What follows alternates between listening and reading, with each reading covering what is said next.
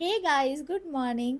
कैसे हैं आप सभी? उम्मीद करती हूँ आप सब बहुत ही अच्छे होंगे। Welcome welcome back back to to our our new new blog. Blog. तो सबसे पहले आप सभी को मेरे और निखिल की तरफ से नवरात्रि की हार्दिक हार्दिक शुभकामनाएं शुभकामनाएं। दोस्तों।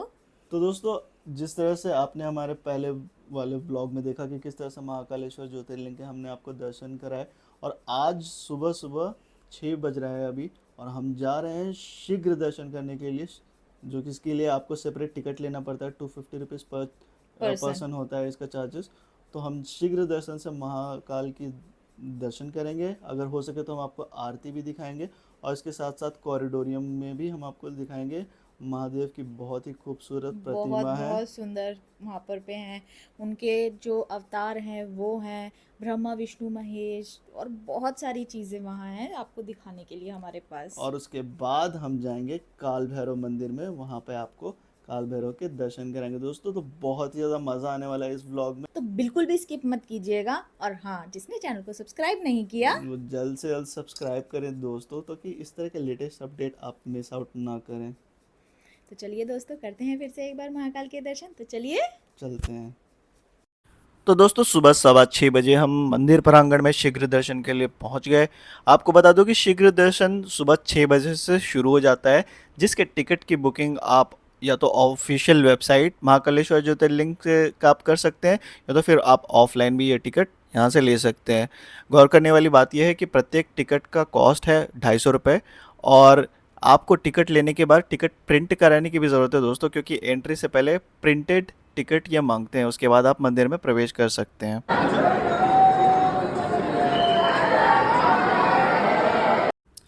तो चूंकि रविवार को नवरात्रि का पहला दिन था, और इस वजह से दोस्तों आप देख सकते हैं भक्तों का भारी भीड़ यहाँ पर उमड़ा है महाकाल के दर्शन करने के लिए। और इसी रास्ते से होते हुए हम जाएंगे, महाकाल के दर्शन करेंगे। आप देख सकते हैं बड़े से स्क्रीन यहाँ पर लगी हुई है, जहाँ पर शिवलिंग का जलाभिषेक किया जा रहा है, और भक्तगण यहाँ पर कतारबद्ध होकर आगे बढ़ रहे हैं। और ये वो स्थान है जहाँ से आप ऊपर से गर्भगृह देख सकते हैं, आपको साफ साफ गर्भगृह नज़र आएगा। और उसके बाद यहाँ से दर्शन करते हुए आप नीचे जाएंगे, और वहाँ पर सीढ़ियों के ऊपर से आप महाकाल के दर्शन करते हैं। आपको बता दूं दोस्तों कि गर्भगृह में दर्शन करने के लिए आपको एक्स्ट्रा 750 रुपये देने पड़ते हैं, लेकिन चूंकि किसी कारणवश अभी गर्भगृह में दर्शन नहीं करवाया जा रहा है, तो आप सिर्फ महाकाल की आरती कर सकते हैं, और सीढ़ियों से खड़े होकर के उनके बाहर से दर्शन कर सकते हैं। तो गाइस, इस समय है हम महाकाल के प्रांगण में और आरती शुरू होने वाली है मॉर्निंग की 7:30 बजे की। तो आपको दर्शन कराते हैं।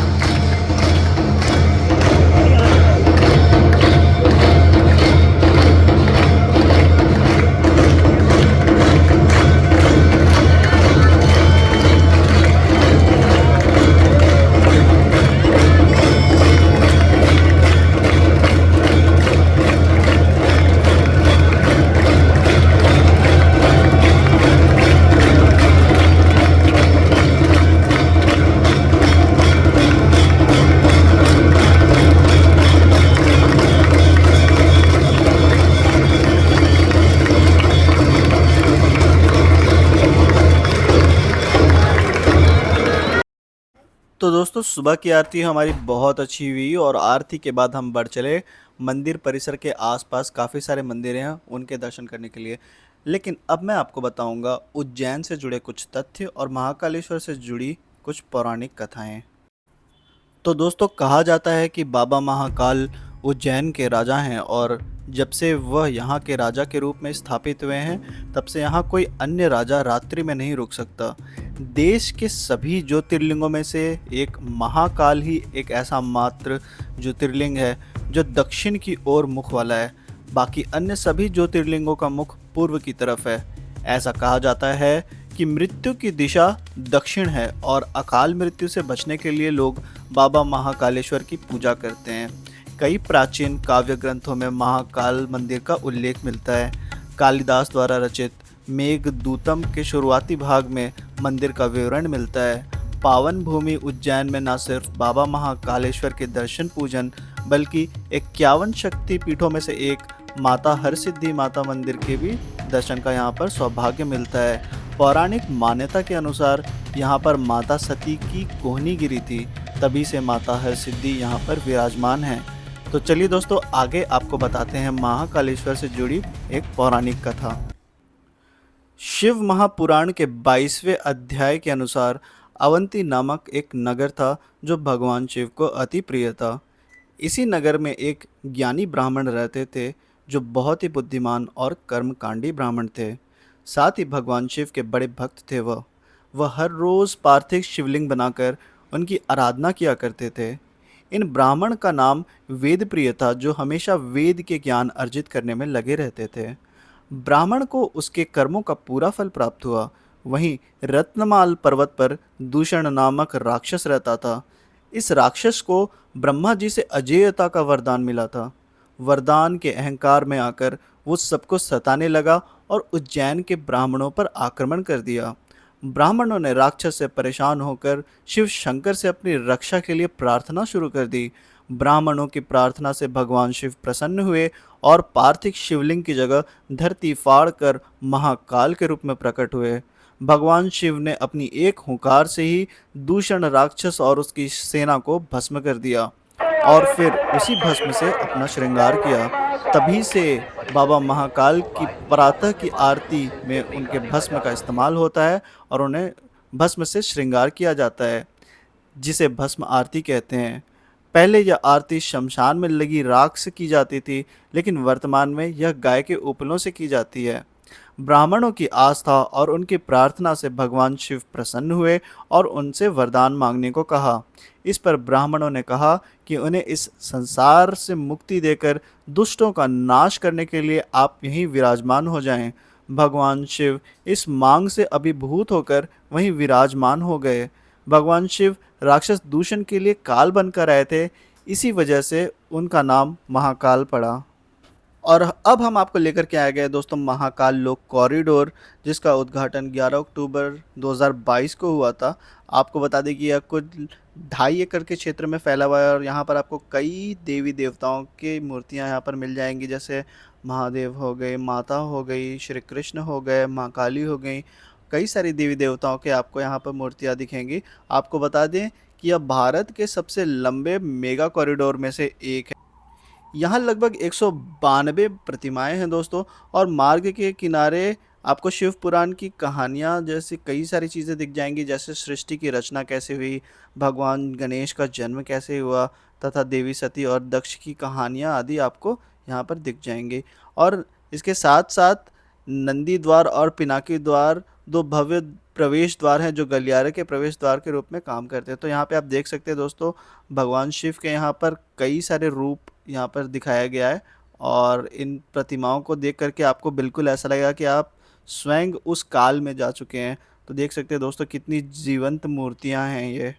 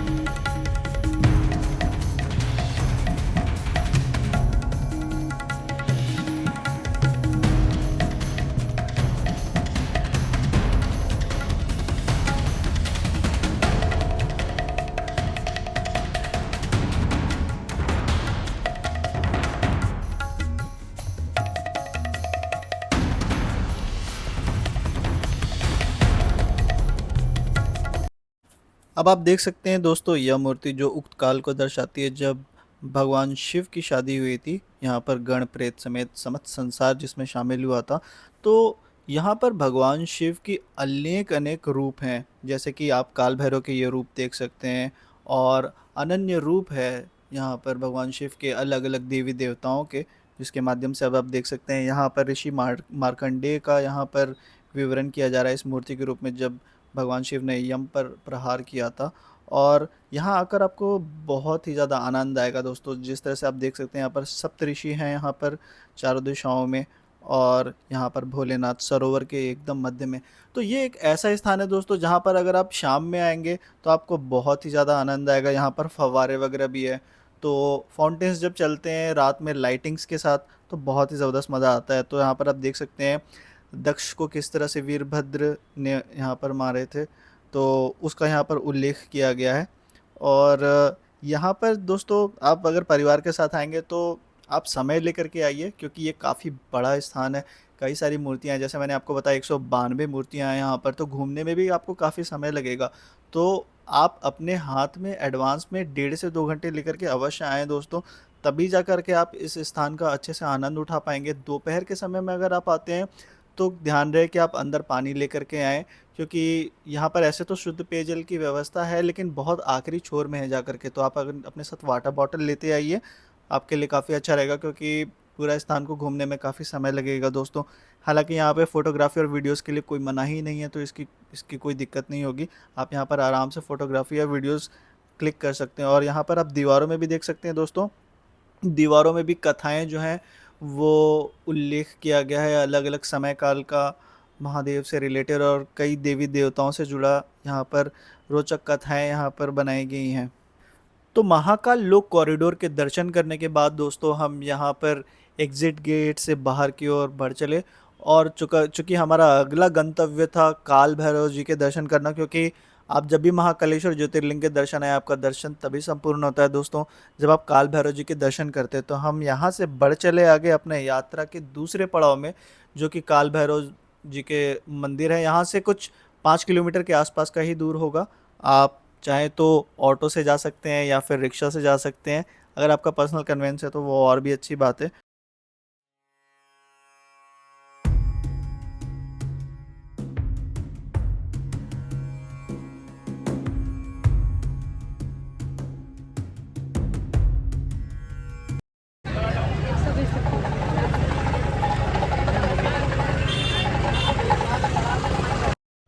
तो यह है मेन मार्केट दोस्तों काल भैरव मंदिर के बाहर का, जहाँ से आप प्रसाद वगैरह ले सकते हैं।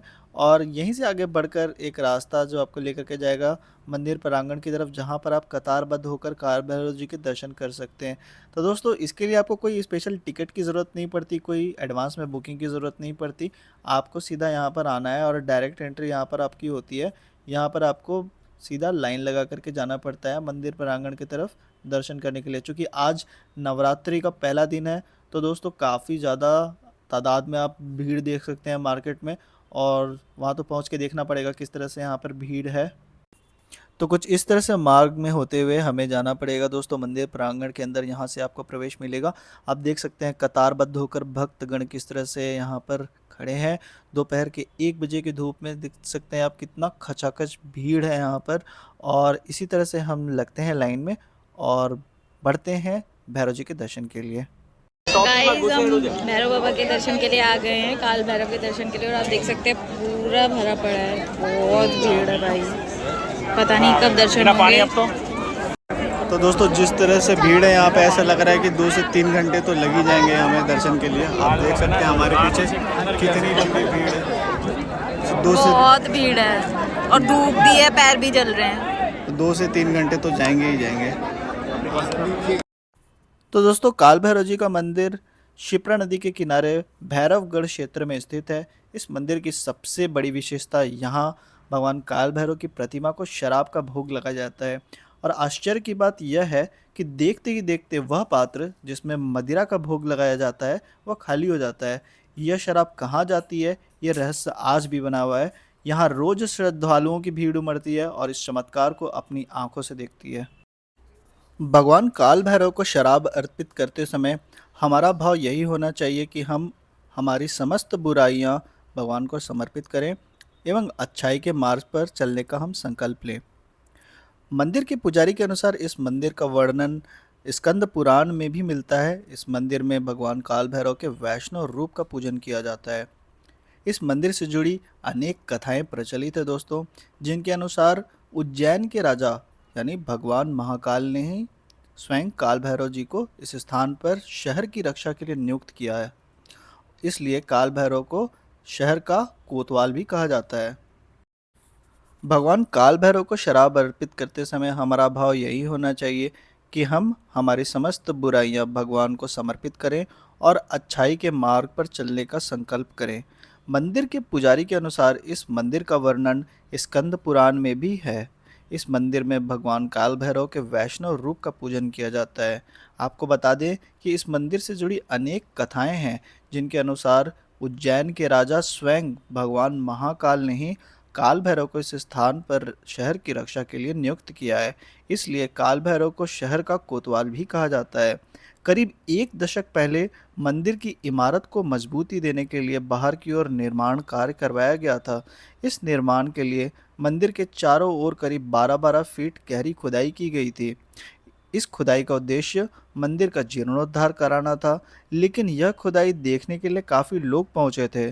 सभी यह जानना चाहते थे कि जब काल भैरव जी शराब का सेवन करते हैं तो वह शराब कहाँ जाती है। इसी जिज्ञासा को शांत करने के लिए खुदाई कार्य के दौरान काफ़ी लोग आए, लेकिन खुदाई में ऐसा कुछ नहीं मिला जिससे लोगों को इस प्रश्न का समाधान हो सके। इस मंदिर के बारे में कई कथाएं हैं और अनेक वैज्ञानिक इस मंदिर का रहस्य जानने के लिए आए, लेकिन वे भी इस चमत्कार के पीछे का कारण नहीं जान पाए। तो दोस्तों, अब आप देख सकते हैं यहाँ पर मंदिर प्रांगण में हम बिल्कुल प्रवेश कर गए हैं और हम आपको अब दिखाते हैं काल भैरव जी के साक्षात दर्शन। हर हर महादेव।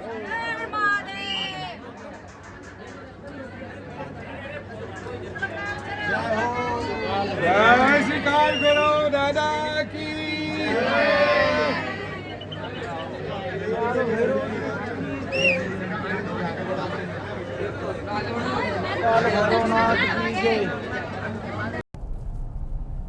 तो फाइनली गाइस हमारे दर्शन हो गए हैं और जैसा कि आपने देखा ही होगा कि कितनी ही भीड़ थी।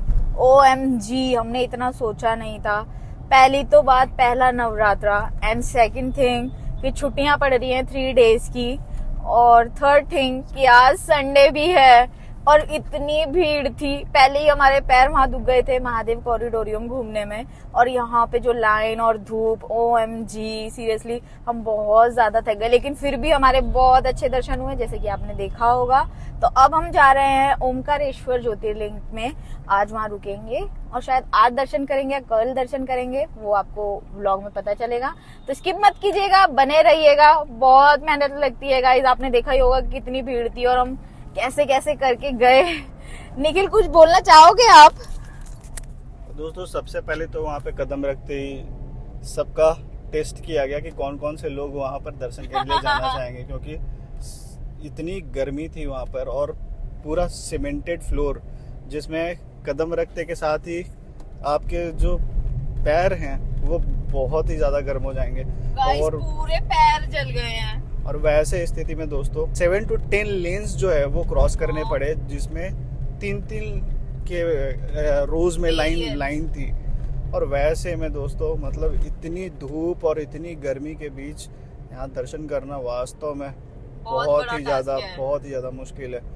और ख़ासतौर से जब संडे होता है और नवरात्रि जैसा दिन होता है तो जाहिर सी बात है भीड़ बहुत ज़्यादा आती है, लेकिन इतनी ज़्यादा भीड़ ये हमने नहीं कल्पना की थी। But at the end of the day दर्शन काफ़ी अच्छा हुआ। हमने दर्शन कर लिए काल भैरव के और हमने उन्हें प्रसाद अर्पण किया, और दर्शन वगैरह करने के बाद हम जा रहे हैं ओमकारेश्वर। जैसे कि काजल ने बताया, ओमकारेश्वर में आज हमारा हॉल्ट होगा और आज हॉल्ट करने के बाद कल सुबह हम ओमकारेश्वर ज्योतिर्लिंग के दर्शन करेंगे। दर्शन के बाद आपको कोई और भी स्थान के हम यात्रा कराएंगे, लेकिन सबसे पहले तो ओमकारेश्वर ज्योतिर्लिंग के हम आपको अच्छे से दर्शन कराएंगे। दोस्तों, मैं पहले भी वहाँ जा चुका हूँ, काजल का ये फर्स्ट टाइम होगा, सो फैमिली के साथ हमारा फर्स्ट टाइम होगा। बहुत ही ज़्यादा मज़ा आने वाला है दोस्तों इस व्लॉग में आपको, तो आप इसकी बिल्कुल मत कीजिएगा, पूरा एंड तक व्लॉग देखिएगा, you will surely enjoy it.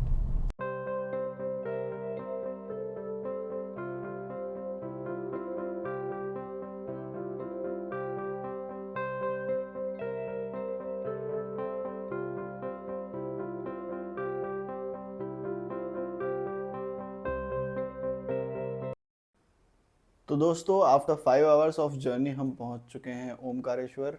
Omkareshwar में हम यहाँ पे होटल में रुके हैं।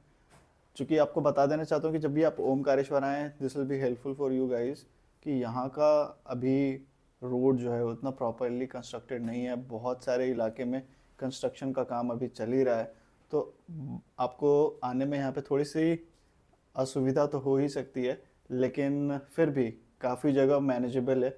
रोड्स काफ़ी जगह काफ़ी अच्छे भी हैं, बट अप्स एंड डाउन्स के साथ साथ आप यहाँ पर आएंगे तो टोटल एस्टिमेटेड टाइम दिखाता है 4 आवर्स, हमारे यहाँ पर 5 आवर्स में। और सच में गाइस बहुत थक गए हैं आज, क्योंकि दोपहर में तपती धूप में जब आप दर्शन करने जाओगे किसी भी मंदिर या किसी भी स्थान पर, आप सच में काफ़ी ज़्यादा एग्जॉस्ट हो जाते हो। तो आज हम रेस्ट करेंगे और कल सुबह हम यात्रा करेंगे ओमकारेश्वर ज्योतिर्लिंग की। तो गाइस हम कल एक नया व्लॉग ऐड करेंगे आपके लिए और वहाँ पर आपको विस्तार से चीज़ें बताएंगे। तो दोस्तों तब तक के लिए आप अपना ख्याल रखिए, और जिन्होंने अपने चैनल को अभी तक सब्सक्राइब नहीं किया है, सबसे पहले आप चैनल को सब्सक्राइब कीजिए, वीडियो को लाइक कीजिए और जितना ज़्यादा शेयर कर सकें।